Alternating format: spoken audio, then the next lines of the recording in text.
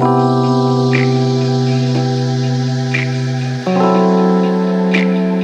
friends, it's Mad. Welcome back to my channel, or welcome to my channel if you are new. And if you are new, make sure you click that subscribe button to become a part of this little family we have here on the internet. So happy to have you. So as you guys know, I'm trying to do a book recap, a reading recap, if you will, every single month. For today's video, I will be doing a February reading recap. Of course, February is a shorter month, so I didn't read as much as I normally do. And also, it was a very busy month for me. It was a month of healing. It was a month of kind of pulling myself together a little bit and lots of schoolwork. Of course, I do want to give a little trigger warning. Some of the books that I read can be really intense in topic.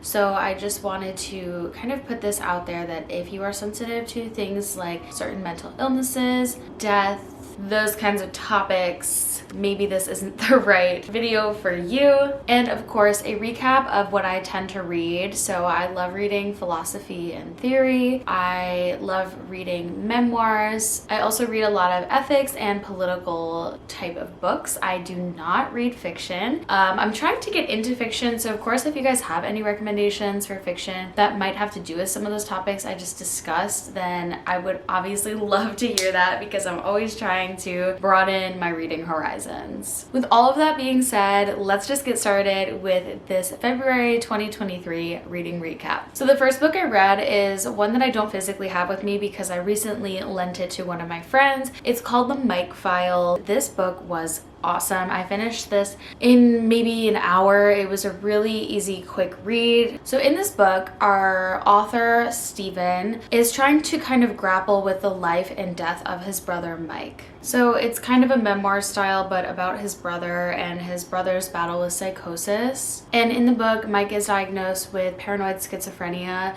That is a theme of a lot of things I'm reading, just because it's something that personally hits very close to home for me. And I'm the type of person that likes to read things that help me understand my life circumstances better, or those around me a little bit better. I will say the language is definitely a little bit outdated at times. I love reading the endorsements on the back of books just to kind of get an idea of what sort of literary reviews have been done and who's read it or enjoyed it. One of the endorsements on the back is from Robert Kolker, who wrote Hidden Valley Road, which is a really popular book regarding schizophrenia and psychiatric illness. So that's kind of what prompted me to buy it. This book, I would say, was a 3.5 out of 5. I wish it was longer. I did want a little bit more from it. It was such a quick read. But at the same time, I think it did set a good precedent for a memoir about such an intense topic. The next book I read is Circles Around the Sun in Search of a Lost Brother from Molly McCloskey. This book was an easy 5 out of 5 for me. It took me a while to get through this one. I spent the majority of the month reading this book. It was intense. This is another very similar concept to the last book I talked about. And interestingly enough, the author Molly is talking about her older brother who was struggling with paranoid schizophrenia, and his name also happened to be Mike. And in the third book about a similar topic I read, his name was also Mike.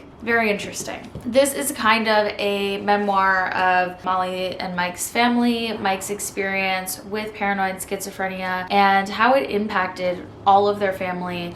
I absolutely love how this was written. I love that there's photos included as well. You kind of get to know him throughout his life, pre-illness and throughout his illness. This one specifically did not end in Mike's death. I don't know if Mike is still alive. Like, I'm not sure in regards to that. This was written in 2011. Honestly, really incredible. It gave me so much insight as to what it's like to deal with a mental illness as such. And I feel like it's very, very important to be educated on mental illnesses outside of the anxiety and depression circle, because there are so many mental illnesses out there that are not researched enough, not understood enough. And unfortunately, it takes personal experience with these illnesses for people to start to research them. I can say the same for myself. Reading books like this has kind of prompted me to research into other mental illnesses that are not the ones that we hear about every day. I think it's so great that depression and anxiety are being talked about on such a massive scale now, but I also think it's just as important to focus on other mental illnesses that might not be as easy to talk about, but are equally as important as any other mental illness. So this book really gave me a lot of insight in that regard. While we're on the same topic, I'll just quickly talk about this book. This is In a Darkness by James A. Wechsler. This is about James's son, who is also named Michael. Once again, such a similar story about the life and death of Michael. Michael did take his own life in this book, so just a little trigger warning. If that's something that you do not want to hear about, definitely skip this read. But it does just talk about Michael's life and his experience with his illness, when it started, etc. My experience with this book also speaks to the experience with psychiatric help and treatment and how problematic it can be for people who are dealing with mental illnesses like schizophrenia or even BPD or bipolar disorder. And the right treatment is not necessarily in place. And I think we see that a lot in this book with some of Michael's therapists and how they kind of kept his family in the dark and didn't include his family in conversations which they should have been included in for the betterment of Michael's well-being. Approaching schizophrenia from a psychiatric perspective is such a challenge, and there's so much more work that needs to be done, and that's why I do think it's so important for us to be educated on mental illnesses like these. This one was definitely a little bit denser in terms of content, so I would say this was like a 3.5 out of 5 for me. Okay, we have some different topics now. The next one is Bernie Sanders' new book, It's Okay to Be Angry About Capitalism. I actually got to go to Bernie Sanders' book tour for this and hear him speak with Cornel West, which was incredible. If you know me, you know I love Bernie, you know I love Cornel West, and I absolutely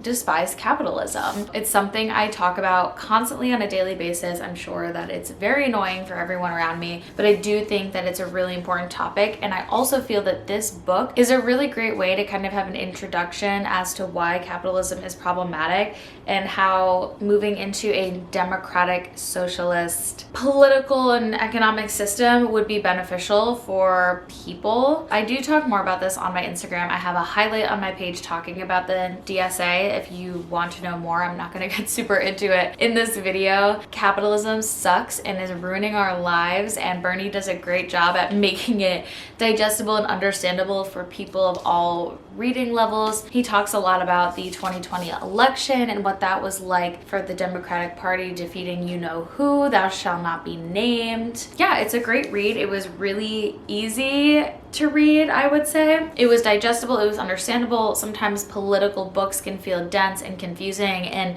you're missing a lot of backstory or context or information that's key to understanding, but he does a great job at including everything. So definitely a must read, 5 out of 5. Next book is The Meanings of Death by John Bowker. I'm not sure how to say that. This was one dense girly, let me tell you. This book breaks down some of the major religions and their viewpoint and experience with death. It's definitely dense, hard to understand, and can be boring for people who don't like reading theory. This is definitely not a beginner theory book, in my opinion. I would say it's a 4 out of 5, but it's also something that you need to have a good framework, ground understanding of each religion discussed in order to kind of fully understand the bigger picture of what the book is trying to get across to the reader. So I would say definitely not a beginner book. If you have a good foundation of reading theory, digesting dense work, and understanding the major religions of